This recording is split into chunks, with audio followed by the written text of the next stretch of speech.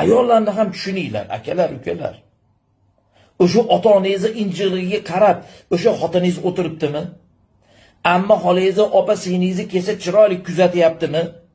Uyingizni tozalab, saramjon sarishta qilib, bolalaringizni oppoq yuvib tarab, kelishingizga issiq ovqat qilib beryaptimi?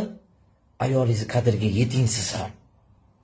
Agar shularni boshqa odamga qildiradigan bo'lsangiz, nech pul to'lardingiz bilasizmi? Qorovulga nech pul, povurga nech pul, farroshga nech pul, tarbiyachiga nech pul? Qancha pulingiz ketardi? Shuncha ishni ayolingiz endi beminnat 1 so'm olmasdan qilyaptimi? Endi ayolni ham goh-gohida bir uni ham jag'i ochilib qoladi endi uni ham bir. Unga ham endi ancha-muncha injig'iga sabr qilamiz-da. Ozgina sabr qilaylik shularga ham.